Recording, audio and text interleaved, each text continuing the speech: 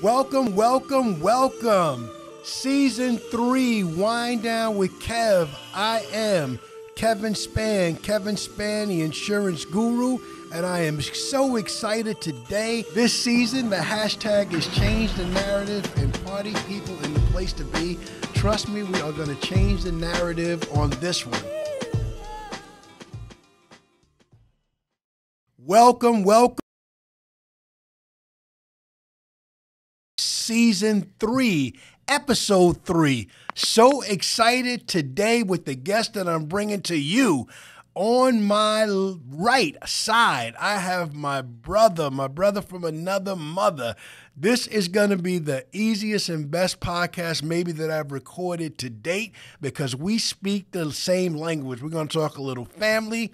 We're going to talk a little business. We're definitely going to talk some hoops. So without any further delay, without any further ado, ladies and gentlemen, I present to you Devine Smith. Talk to him, Devine. Tell the people who you are. Tell them a little bit about yourself. Hey, Devine Smith here. Man, tell them a little bit about myself. Wow, yes, sir. This may take a little bit of a minute or two here. No problem. We'll go with the short version first. Let's we'll go with the short version. Start. You got a 15th anniversary first, so tell them about wifey and tell them that tell them about being a girl dad. Let's start there. Okay. Yep. So as Kevin just said, I'm married to my beautiful wife, Vanessa Smith, and I have two beautiful daughters, Desiree, 11, Gabrielle, 5. And I've been married. I will be married for 15 years on September 17th. It's an amazing blessing that my wife would actually keep me that long. So, and I'm working to stay married to her for the rest of my life. So we're gonna keep working towards that. That's a beautiful thing. Hang in there, Vanessa. Hang in there. And I wanna say that it's an honor and a privilege for me to be here on the set with you, Mr. Spann, who I kindly refer to you as. You've always been someone who I consider to be a role model for young black and brown men in our community. So it's a great honor and pleasure for me to be here with you today. I've been looking forward to this for a long time. So no problem. The honor and the privilege is all mine. Devine, you are doing some incredibly positive things right now that I want to start. You're one of my MVPs of the summer of 2021. You just concluded a nice basketball tournament. So let's start there. Talk to me about this Bright Light Summer that you just had.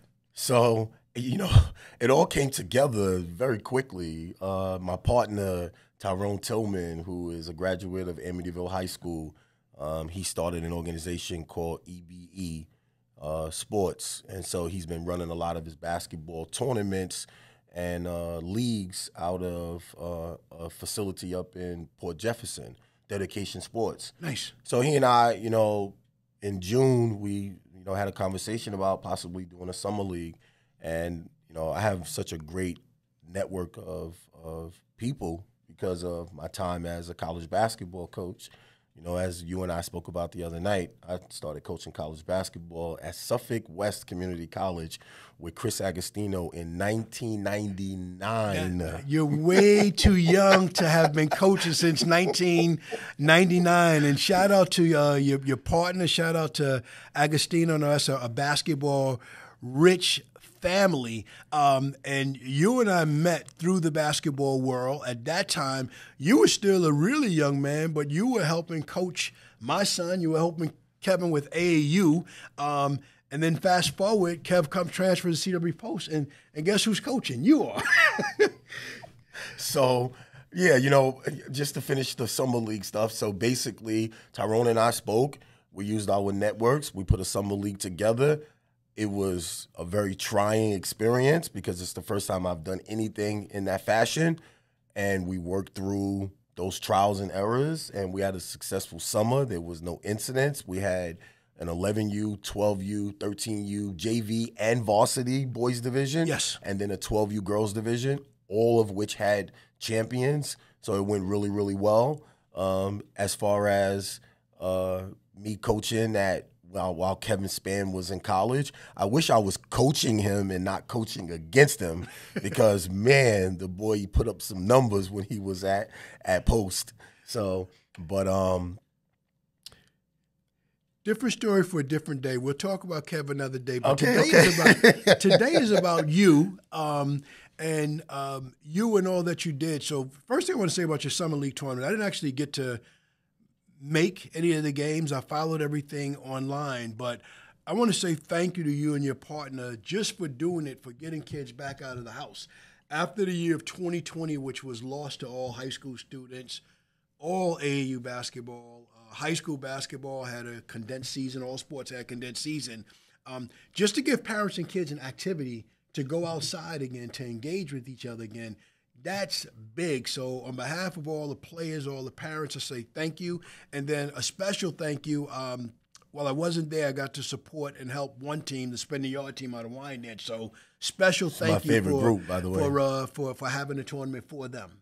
That's my favorite group of kids, just so you know, from this past summer. The diverse skill training family are my favorite group of kids. Okay, that's your squad, and I think I saw that they won their division. We did win the 12U division. Okay. Did they win legit, or was that rigged because you were one of the organizers?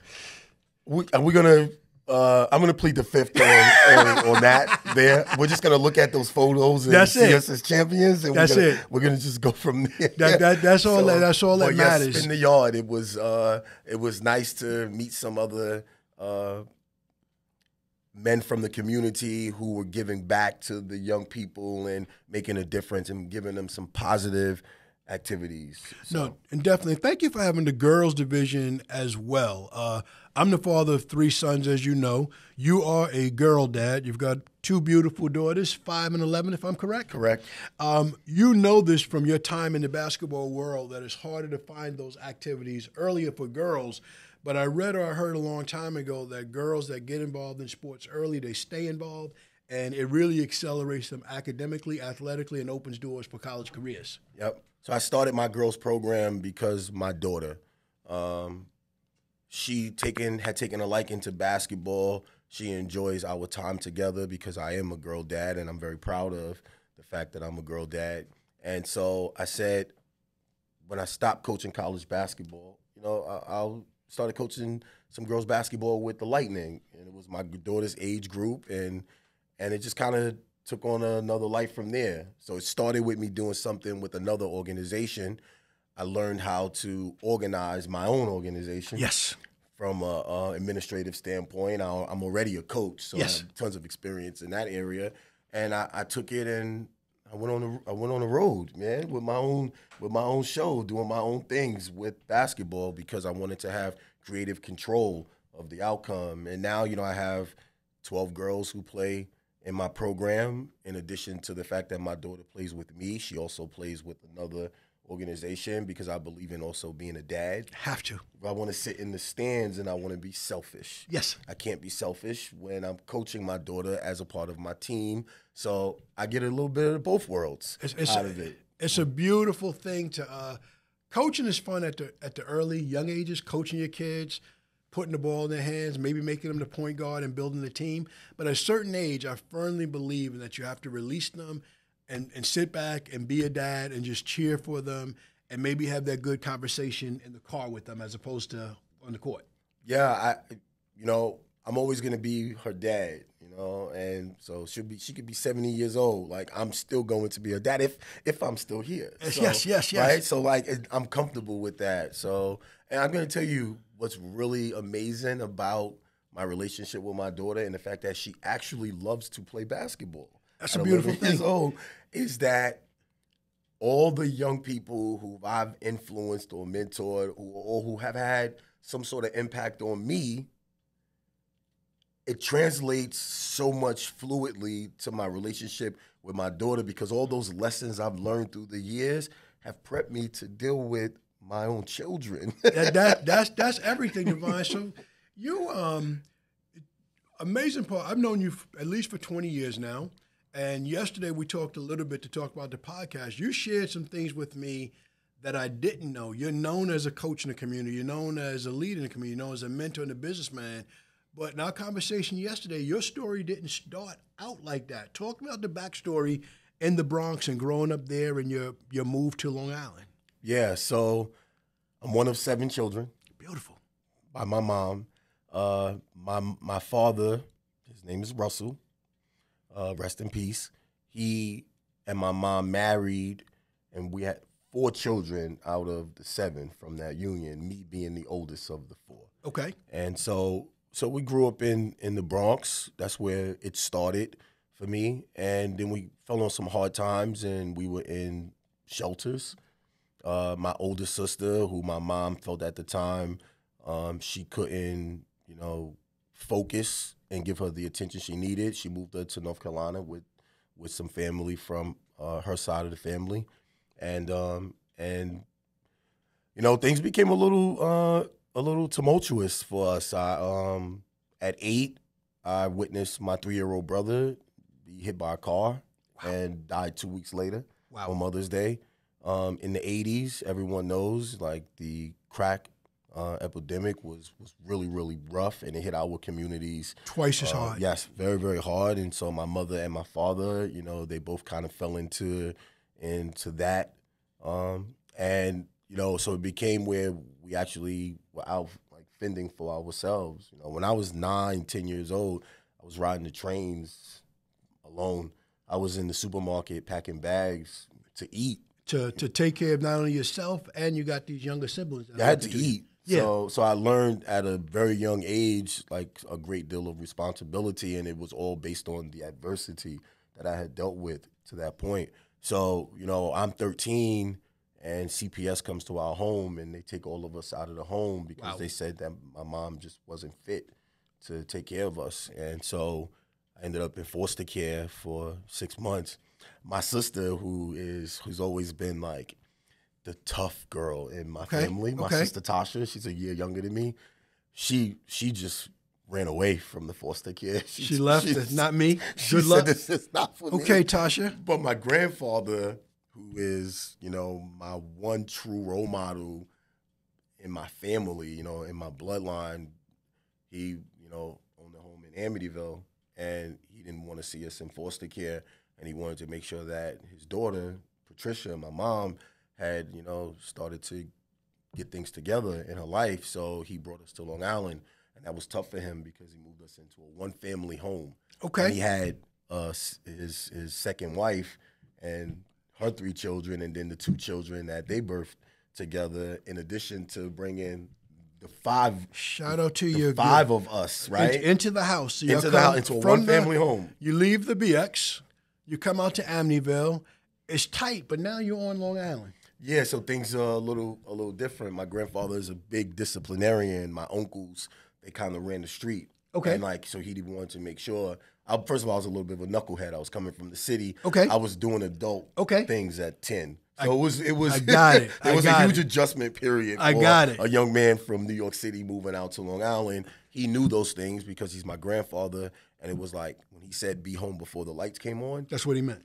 That's what he meant. You did not play around with Smitty. He was a serious man. So I was afraid of him. So now you moved to Amityville. You told me it was near the park. Shout out to Bodemac Park. Correct. So that means you also moved. You're also near the block in Amityville at Correct. a different time in Amityville. At a different time in Amityville.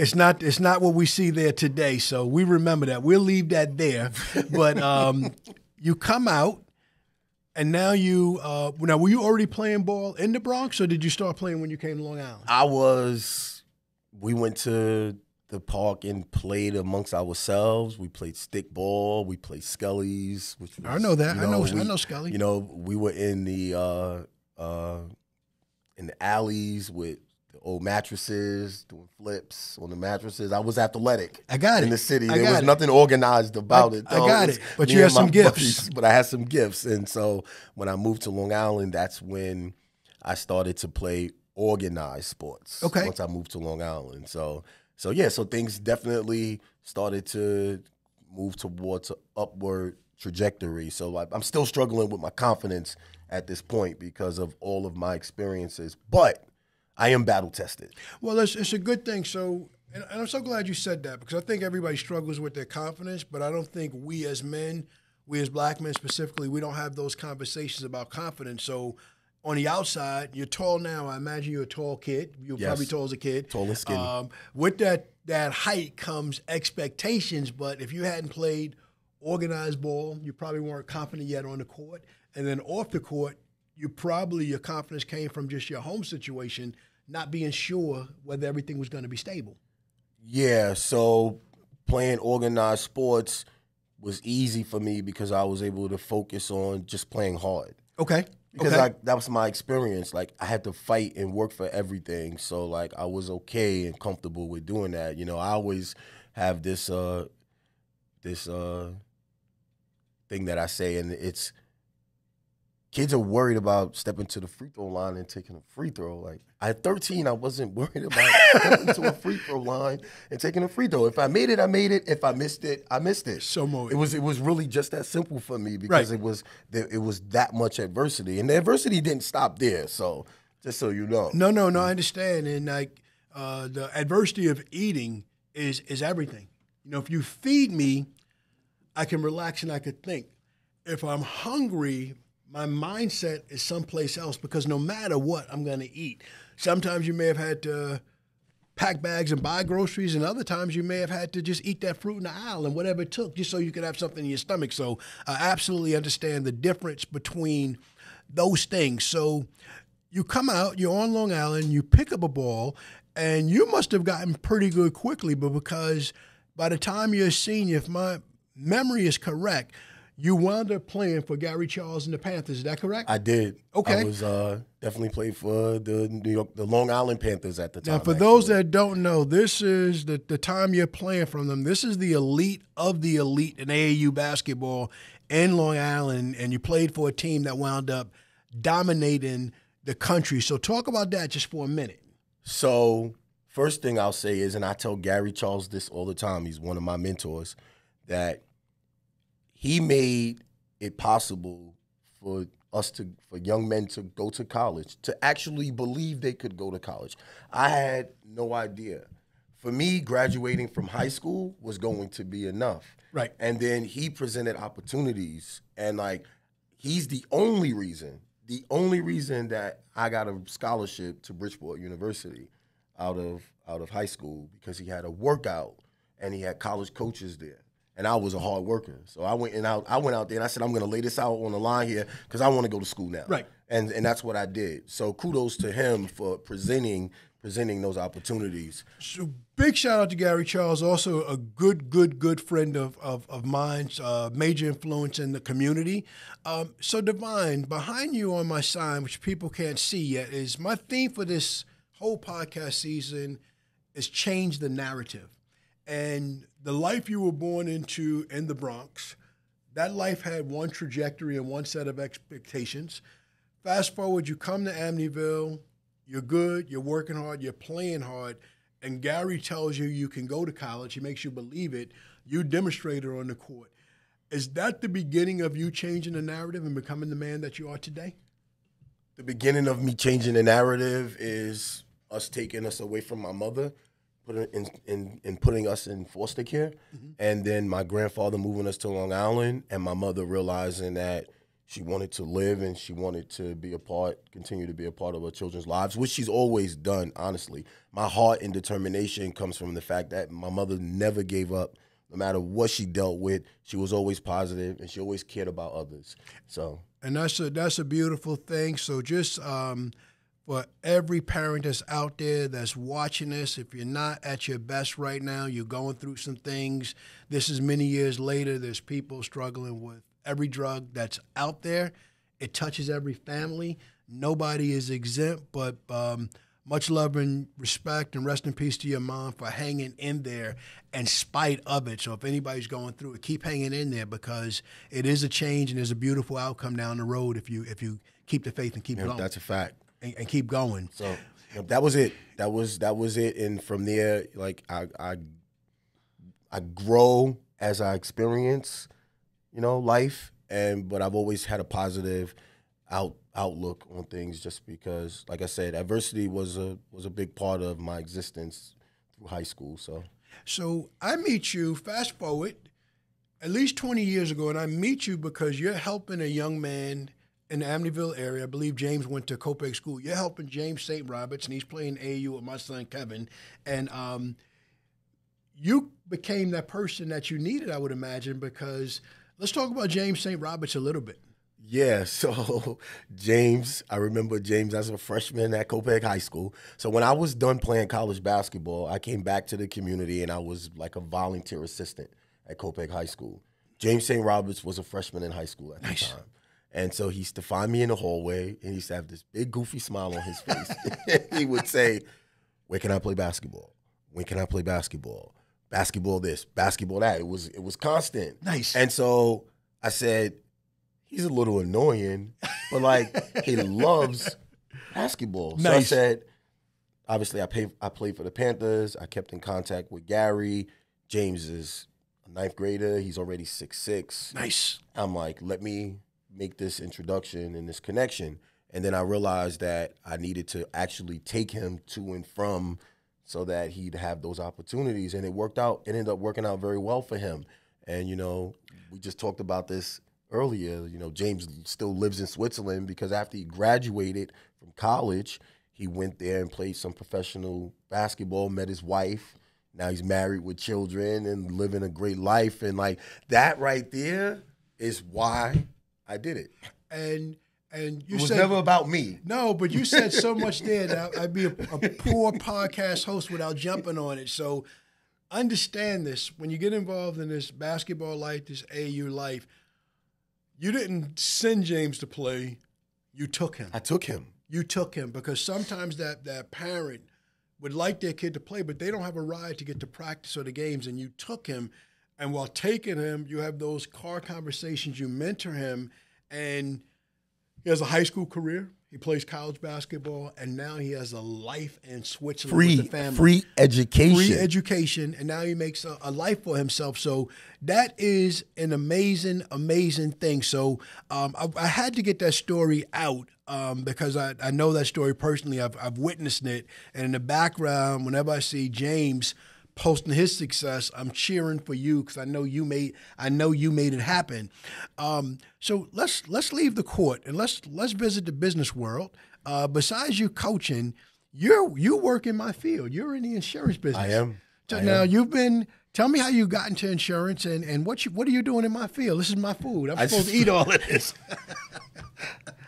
So everything ties back into basketball for me. Okay. I promise you. Okay. Like everything's going to come back to basketball in some form or fashion. So I was looking for a career and I had mentored so many young people through basketball. And, you know, insurance is we're underserved in our community from an insurance standpoint. And then more holistically, just finances in general. I don't think we have a true understanding of the value of preparation. Yes. Right? Today, tomorrow, retirement, legacy. We just haven't understood like all of those things are factors. Like just look at the obituary on the Sunday, on any day of the week. Like we all have that fate. We all have a day. So when I had an opportunity to go and give back to my community even further, I said, yes, I will do that. Yes. Because no is acceptable to me because like I'm doing the right thing. At the end of the day, it comes back to my principles. If I'm doing the right thing by people, you can like me or dislike me. That's your choice. That has nothing to do with me. But if I'm consistent and I'm doing the right thing by people, I can continue to push forward. And so that's very important to me. So this just naturally aligned with who I am and what I believe in as far as giving back and doing and giving to my community. Patricia, that's my mother's name. Okay. Patricia Paulette Smith, married name Burrington. She's the motivation. She's the motivation behind it. So you said a lot, and I got to break some of this down. You're in the life insurance and financial services side of the insurance business. Today you work for Equitable Advisors. Excellent company. Okay, and just a disclaimer, I am studying for my series 66 and 7, so I'm still currently an insurance agent, but I'm going to have my full complement of licensing by the end of this year. That test is, I've had my 6 for a minute and 63, and it's not a joke, but you're going to be incredible for it. But as we sit here, you have your New York State life insurance license, correct, and you've been helping people with that for a while. Devine, in the insurance business, a lot of people shy away because they face rejection. Whenever you ask anybody to buy anything, a fair amount of those people are going to say no.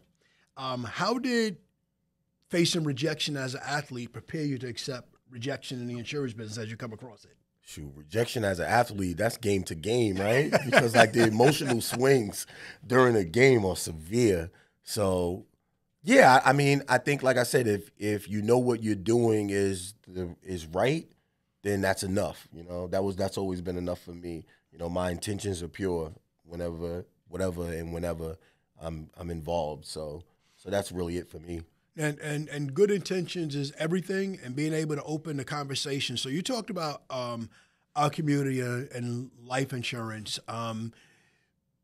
Oftentimes there aren't enough people like you and more young people in this field to have more conversation with people to talk about how simple it is to buy life insurance and how affordable it is. I've heard it said that some people think that life insurance costs 3 times more than it actually does. Talk about some of your experience, maybe just trying to convince people the importance of having life insurance and good financial habits. What are some of the things that you run into? So I think first and foremost, before you can go and you can promote something to someone else, you need to be able to provide that for yourself and for your family. Yes. So that's a key. And then when you go and you speak to others about it, you convey to them, like, we're going to provide you information and education about the value of this and what this looks like, and give you an example of having it versus not having it, and if things change, what that could mean to you and your family. Ultimately, it's going to be your decision to make because it's your money and it's your life. But if we properly educate you, where, like, when I leave, you can go and you can educate someone else, then I did my job. You did the right thing, and I'm a firm believer in education and awareness. Some people may look at me like, Kev, you sell insurance. Why would you have somebody else to talk about insurance on your show? Because I love this. People need it, and I can't be all things to all people. So if I have a young brother next to me that's in this field, that's willing to get out there on the front line, and you see him, please talk to him. Please buy from him. I'll make you laugh. We walk in the same circles. If I talk to somebody and they say, I'm thinking of doing something, but I'm talking to Devine, I said, then go with what Devine is recommending. This is no competition. I just got to chime in here, because what you said is, you made a great point about you can't be in all places. No.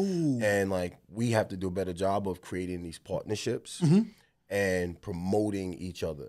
So we talked about changing the narrative. Yes. Let me tell you how I changed the narrative. Okay. I changed the narrative because someone else who provides a basketball service will not post my information about me having a basketball service. But if they post something that I believe in, I'm going to post it on my page. That's definitely the way to change the narrative, because, again, you can't be all things to all people. We have to network, and we have to help each other. And, life is Thanksgiving. There's plenty of turkey and sides for everybody. This is not – that kid that you're really excited about is not the last kid. I hear funny stories about people arguing over kids, and kids claiming teams as if they were sets from a game. No, it's just a game.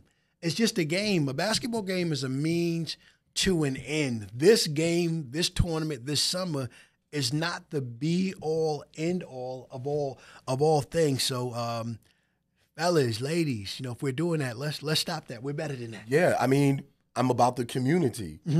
My morals and my principles matter. I can't be about the community and not be about the community. Absolutely. So I'm building the community from within by setting an example of how we're stronger together. We're definitely stronger together. One of the other teams you had in your tournament this summer traces back to your days at Copeg, one of my favorite people in the basketball world, and that's Lee Michael. Oh, I love what Lee does. I love what he's doing with Team Purpose. I like his vision and how he goes about things. Yes. So I coached Lee Michael. Yes.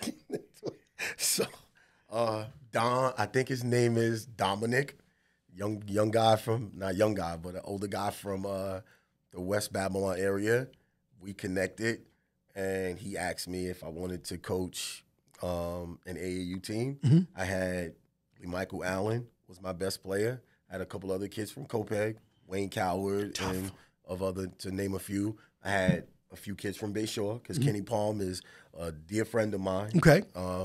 and I had some kids from West Babylon, and then I had a few kids from Lindenhurst. Me and Coach Albano, we go back a long ways because we used to always play in summer leagues at Lindenhurst. Okay. So, and we traveled up and down the East Coast with those teams. And Lee Michael will tell you today, every time we speak, he brings up not the stuff we did on the basketball court, but the lessons that he learned from me off the court. That's things that he still remembers to this day. Well, that's everything. So let's talk about this, because this is something, if there's any young people, young players, young parents that watch this, I'm all about the lessons off the basketball court. How has being involved in basketball, from player to coach to now mentoring and running programs, how has that network helped you in the business world? It's a good question. I would say that the different relationships and the different experiences from those relationships have given me a great deal of growth in my own personal endeavors. So, I'm accountable to all that I do. I could be 100% right in a situation. There's still something I could have done differently, right? So I always look at it that way, through that lens. So after an interaction, I sit back, and when I think about it, I say to myself, okay, next time let's do this, or this was really good, let's continue to do that. So just all my experiences in life, I've learned to look from within, look in the mirror and say, how do I become better? I think that's the key right there. That's how that's definitely a lesson in sports, and it's a lesson in business, big time. Once that game is over, but you definitely could do something a little bit different. Business is the exact same thing.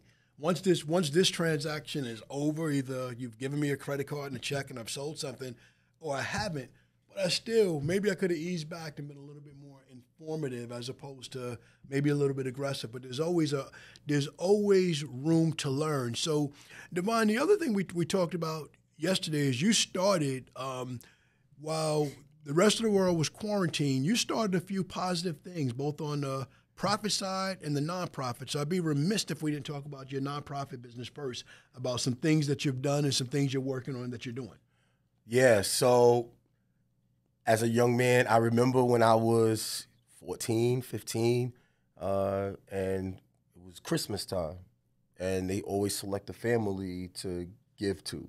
Absolutely. And so I'm sitting in the pew, and someone goes up to the microphone, and it's the Smith family. And, I'm actually angry. Okay. Because I don't want to be that guy. Even though I was that guy who needed that assistance. You needed it, okay. I didn't want to be that guy. So there was a little bit of my pride kind of, stepped in. But when I look back on my life and my experiences, I realized that growing up in the city, that we were on welfare. Okay. And those food stamps and that Medicare card, it probably kept me alive. Of course. So I realized that everyone just isn't in position where they can do and have the things that they want. Do you know how much they charge to play for an AAU team just in the fall? They charge a lot. $900. It's a lot of money. $900. Now, you trying to tell me that there's not kids who are good enough to play but can't afford the $900? What are we going to do for them? Absolutely. They matter. It has become you growing up in the Bronx, me growing up in Wyandanch, basketball was a very inclusive sport. All I needed was to cut off my jeans so I could have shorts, cutoffs. I'm not talking basketball shorts, and to get to the park. I wasn't half as good as you. I needed to wait 3 or 4 games to get my winners, and I could play. Fast forward to today, we've played so much organized basketball, and there's a course. It's becoming exclusionary where the best kids cannot play. They can't play organized basketball. They can't enter tournaments. So somebody has to do those things so these kids can still play. Yep. And so I'm from that existence. So I understand it because that was me. Right. So when I see a kid like that, I see myself. And so it invigorates me for more. So last year, we partnership. I didn't have my nonprofit organization yet. We partnership with the nonprofit organization because that was the right thing to do. Of course. It was the Greater Black Nurses Association of New York. Okay. And Dr. Selena Gillis. Shout out to Dr. Selena Gillis. And so we fundraised for Thanksgiving for a food drive. A friend of mine who also played at CW Post at the time, that's what it was called. Her name is Valerie Figueroa. She also coached at CW Post. She runs it's like a halfway house for displaced families in Brooklyn. Wow, that's big. So we raised money. We raised $1,500 because nice. of COVID. They wanted us to purchase non-perishable items. We picked up those non-perishable items. We delivered them to St. John Place in Brooklyn.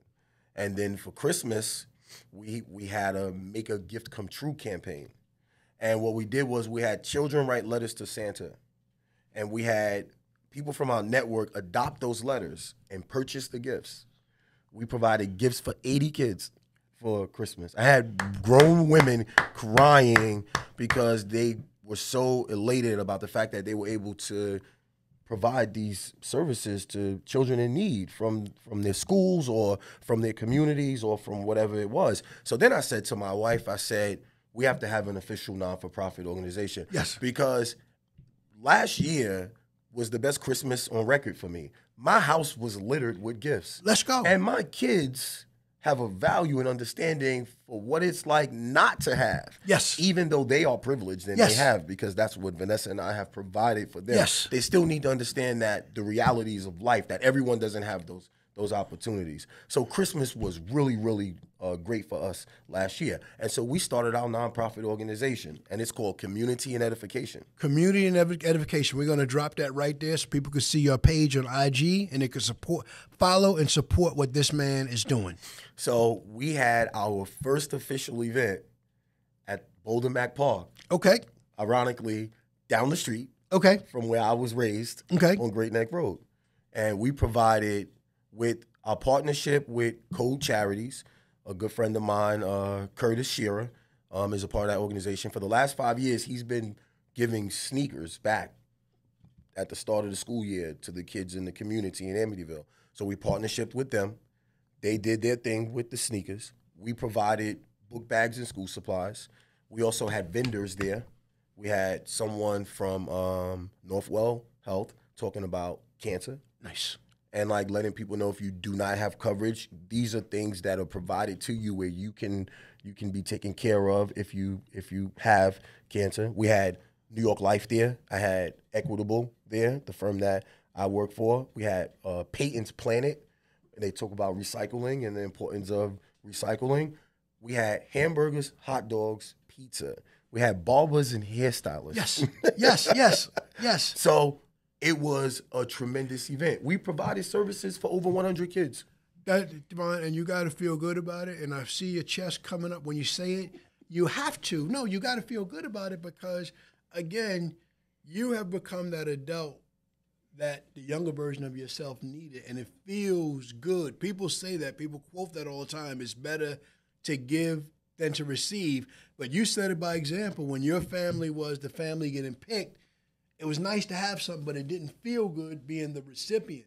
But now you're the giver, and there's no greater feeling than that in the world. That's why I said at the beginning of this podcast, having this conversation with you is like talking to myself in terms of basketball, insurance, giving back to the community, and family. So let's come back to family, because family is everything. Yes, that's a fact. Family is everything. You talked about off camera before we started the podcast. You talked about how happy you are that the girls are back in school and somebody else can be their teacher for 6 hours a day. What was quarantine like being a dad and a teacher at home, and what do you think of the teachers and the job they do to educate kids? It was extremely challenging to be home trying to figure out my own personal business because we work in the same industry. Our industry actually stopped for 8 months because people stopped receiving income. Right. So like I was more of a counselor to my current clients than I was writing any new business. So there were some challenges there. Absolutely. From an income standpoint for my wife and I. Absolutely. And then the kids being home, you had to be careful with with them as well, because I noticed my daughter Desiree, she had got into this pattern of just being in her room playing her video game. And now I went in the room to talk to her one day, and she made a comment to me and said she was an introvert. And I said, you're not. You've just been home. Right. So you're trying to balance how to make sure they continue to get the proper education for growth, but to also that they're mentally that they're still intact. So and not to mention the fact that your own mental health, your own mental health, everything.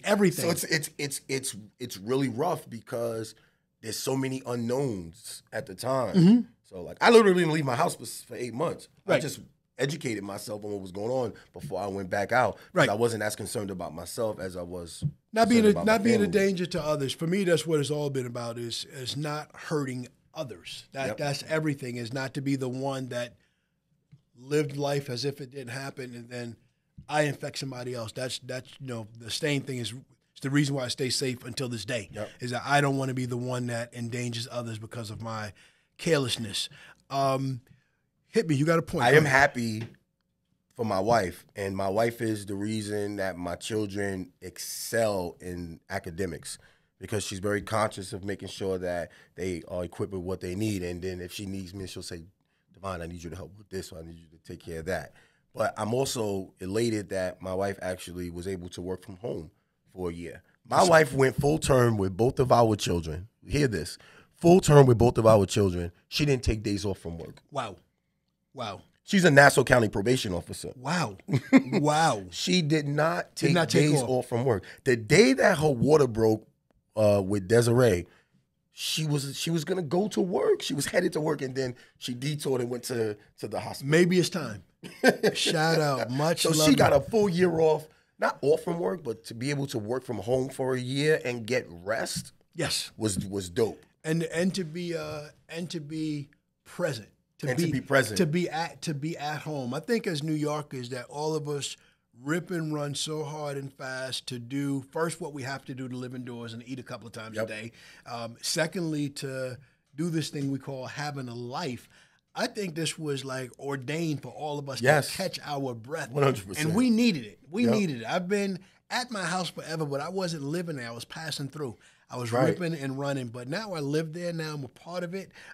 It's a lot of stuff going on there that was just happening, in my backstory that I wasn't a part of. So definitely glad to be fully immersed in my home now, and not looking forward to the old world. A lot of people are like going back to normal. No, I'm not going to do that anymore. Right. I'm good. I have a different rhythm to life, and whatever the future holds, that's what it holds. And speaking of the future, we'll close on this. What's next? What's now for you, and what's next for you? So, because prior to starting my own business, I was already a businessman. I was just working for someone else's business, and I was learning everything I needed to step out on my own. So what's next for me is to continue to grow my nonprofit business, because it's what I'm most passionate about. But understanding that my nonprofit business isn't going to pay my bills and get me to retirement in 12 years when Gabrielle graduates from high school. I'm already set to retire at age 58. I'm done, out of New York. I've been here all my life. New York is going to be in the rearview mirror once I retire. Diverse skill training, my program, is very important to me because I'm a mentor of young people. So although we'll be playing basketball, it's really not about the basketball lessons as much as me providing a service that enables and helps what parents are instilling in their children. If the parents don't have the same values, I don't want the kids, because the message is it's going to fall on deaf ears. Like, I'm going to speak to that kid and try to teach them a lesson. They're going to go home and their parents going to tell them something totally different. Like that, I don't want to. You don't want to deal with. I got to say this. I was coming to a wrap, but I was going to miss something. Devine, you're in a unique position in this basketball business because I've coached with my 3 different kids 7 years or so for each of their lives, about 20 years in total. I'm just a dad coach. I'm not a basketball guru. I'm the insurance guru. So when they got of age to play for better people, I let them go. All of these programs, all of the coaches, all the parents are looking for the opportunity to go to college, hopefully for free, or maybe partial scholarship, whatever they can get.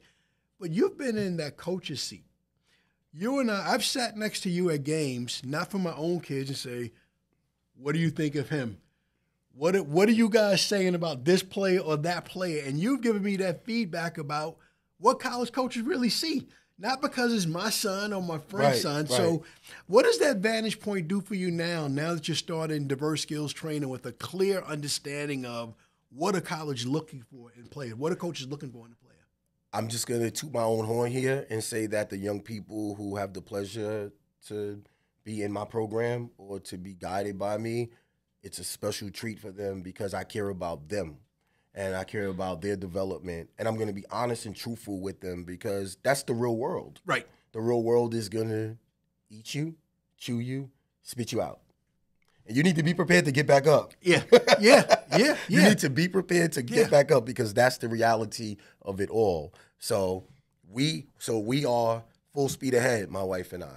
It is the nonprofit organization, Community and Edification. It's diverse skill training. It's the young people in our program. It's teaching them the fundamental skills of the game. It's the camps and clinics that we provide. It's me as a insurance agent, soon to be fully fledged financial professional, continuing to help to build my community and any community that wants my help because of my experience and because of the fact that I care from within.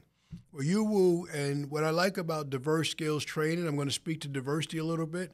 I've seen your program. You have all kids, every shade, color, religion, race, in the world of your program. And if someone trusts you with their children, they'll also trust you with your business because business is a minor transaction compared to you having my kids for a couple of hours. That's a fact. So you are going to reach a lot of people from every community in the world. I've been blessed and fortunate to do this for a long time.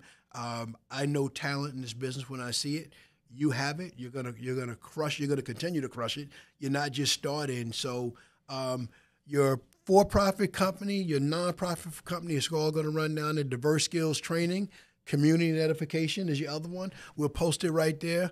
Follow this man, my friend, my brother. Happy 15th anniversary. Thank you. All the best to you and your girls being a hashtag girl dad, and all the best to you and your program. Anything at all that you want to share with the people before we call it a wrap?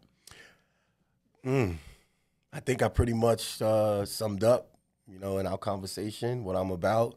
I'm dedicated. I'm hardworking. I care.